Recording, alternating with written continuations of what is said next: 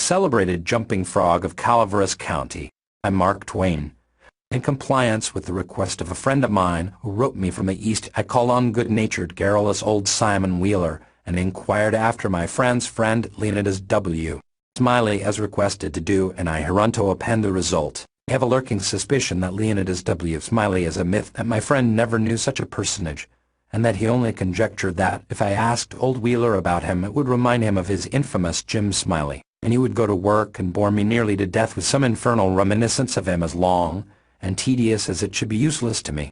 If that was a design, it certainly succeeded. I found Simon Wheeler dozing comfortably by the bar-room stove of the old, dilapidated tavern in the ancient mining camp of Angels, and I noticed that he was fat and bald-headed, and had an expression of winning gentleness and simplicity upon his tranquil countenance. He roused up and gave me good day. I told him a friend of mine had commissioned me to make some inquiries about a cherished companion of his boyhood named Leonidas W. Smiley. Rev. Leonidas W. Smiley, young minister of the gospel, who he had heard was at one time a resident of Angels Camp. I added that if Mr. Wheeler could tell me anything about this Rev. Leonidas W. Smiley, I would feel under many obligations to him. Simon Wheeler backed me into a corner and blockaded me there with his chair, and then sat me down and reeled off the monotonous narrative which follows this paragraph. He never smiled, he never frowned, he never changed his voice from the gentle flowing key to which he tuned the initial sentence. He never betrayed the slightest suspicion of enthusiasm, but all through the interminable narrative there ran a vein of impressive earnestness and sincerity which showed me plainly that, so far from his imagining that there was anything ridiculous or funny about his story, he regarded it as a really important matter and admired its two heroes as men of transcendent genius and finesse. To me, the spectacle of a man drifting serenely along through such a queer yarn without ever smiling was exquisitely absurd. As I said before, I asked him to tell me what he knew of Rev.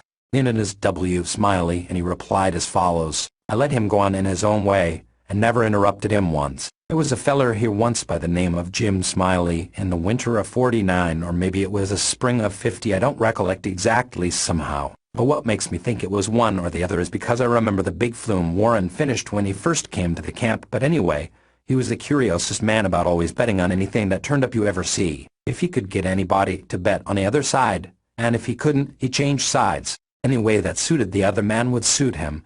Anyway, just so's he got a bet, he was satisfied. But still he was lucky, uncommon lucky. He most always come out winner. He was always ready and laying for a chance. There couldn't be no solitary thing mentioned but that feller'd offer to bet on it and take any side you please, as I was just telling you. If there was a horse race, you'd find him flush, or you'd find him busted at the end of it. If there was a dog fight, he'd bet on it. If there was a cat fight, he'd bet on it. If there was a chicken fight, he'd bet on it. Why, if there was two birds setting on a fence, he would bet you which one would fly first. Or if there was a camp meeting, he would be the reg'lar to bet on Parson Walker, which he judged to be the best exhorter about here, and so he was too, and a good man. If he even seen a straddle bug start to go anywheres, he would bet you how long it would take him to get wherever he was going to, and if you took him up, he would follow that straddle bug to Mexico, but what he would find out where he was bound for, and how long he was on the road. Lots of the boys here has seen that Smiley, and can tell you about him. Why, it never made no difference to him. He would bet on anything. The dandest feller. Parson Walker's wife laid very sick once for a good while, and it seemed as if they weren't going to save her, but one morning he come in, and Smiley asked how she was, and he said she was considerable better, thank the Lord for his infinite mercy, and coming on so smart that, with the blessing of Providence, she'd get well yet. This year Smiley had a mare. The boys called her the 15-minute nag, but that was only in fun, you know, because of course she was faster than that, and he used to win money on that horse for all she was so slow and always had the asthma, or the distemper, or the consumption, or something of that kind. He used to give her 200 or 300 yards start, and then pass her underway, but always at the fag end of the race she'd get excited and desperate-like, and come cavorting and straddling up and scattering her legs around limber, sometimes in the air, and sometimes out to one side amongst the fences, and kicking up more dust, and raising more racket with her coughing and sneezing and blowing her nose, and always fetch up at the stand just about a neck ahead, as near as you could cipher it down. And he had a little small bull pop that to look at him you'd think he weren't worth a cent, but to sit around and look ornery and lay for a chance to steal something.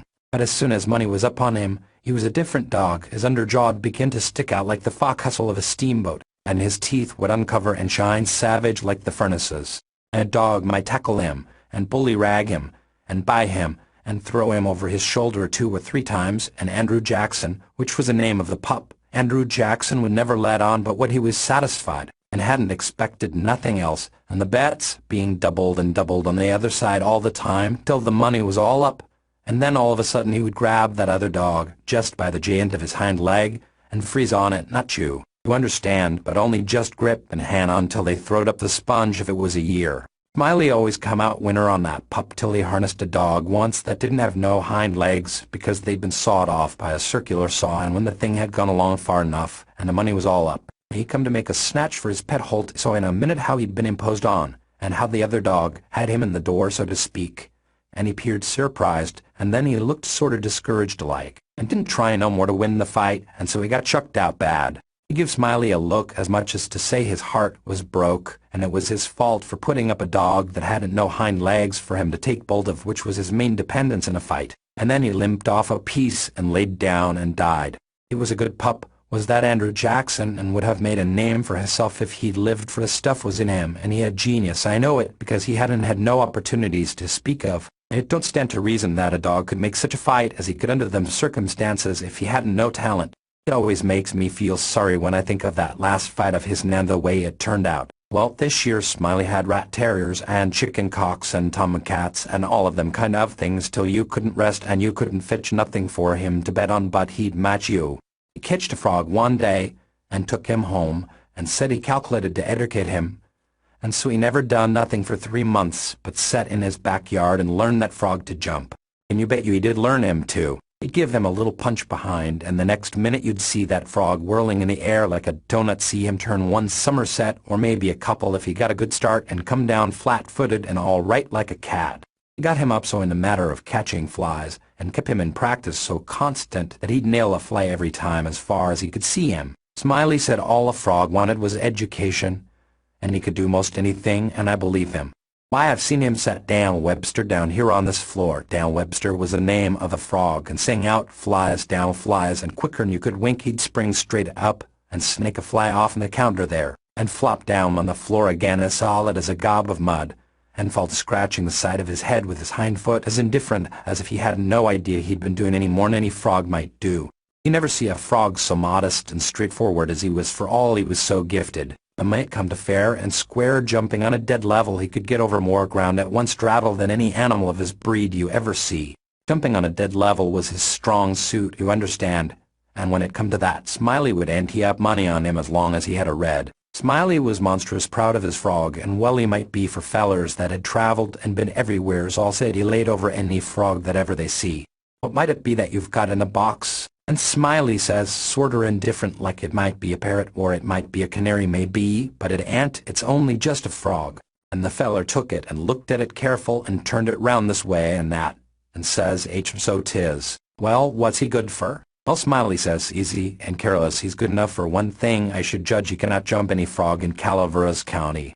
The feller took the box again, and took another long particular look, and give it back to Smiley, and says, very deliberate, well, I don't see no peance about that frog that's any better'n any other frog. Maybe you don't, Smiley says. Maybe you understand frogs, and maybe you don't understand 'em. Maybe you've had experience, and maybe you ain't only a amateur as it were. Anyways, I got my opinion, and I'll risk $40 that he cannot jump any frog in Calaveras County. And the feller studied a minute, and then says, kinder sad like, well, I'm only a stranger here, and I ain't got no frog, but if I had a frog I'd bet you. And then Smiley says, that's all right, if you'll hold my box a minute I'll go and get your frog. And so the feller took the box, and put up his $40 along with Smiley's, and sat down to wait.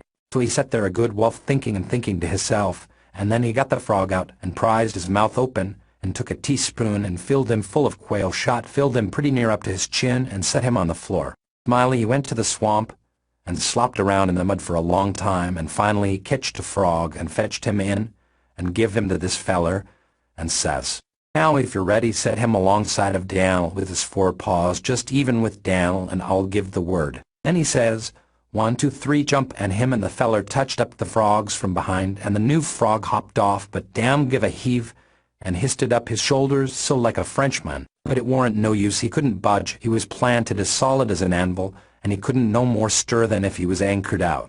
Smiley was a good deal surprised, and he was disgusted too, but he didn't have no idea what the matter was, of course. The feller took the money and started away, and when he was going out at the door he sorter jerked his thumb over his shoulders this way at Dan'l and says again, very deliberate, "Well, I don't see no peance about that frog that's any better'n any other frog." Smiley stood scratching his head and looking down at Dan'l a long time, and at last he says, "I do wonder what in the nation that frog throwed off, or I wonder if there ain't something the matter with him. He 'pears to look mighty baggy, somehow." And he catched Dan'l by the nape of the neck, and lifted him up and says, "Why blame my cats if he don't weigh 5 pound, and turned him upside down, and he belched out a double handful of shot. And then he see how it was, and he was the maddest man. He set the frog down and took out after that feller, but he never catched him, but by your leave, I did not think that a continuation of the history of the enterprising vagabond Jim Smiley would be likely to afford me much information concerning the Rev. Leonidas W. Smiley, and so I started away. At the door I met the sociable Wheeler returning, and he buttonholed me and recommenced. "Well, this year Smiley had a yeller, one-eyed cow that didn't have no tail, only just a short stump like a banana, and oh, hand Smiley and his afflicted cow," I muttered, good-naturedly, and bidding the old gentleman good day I departed.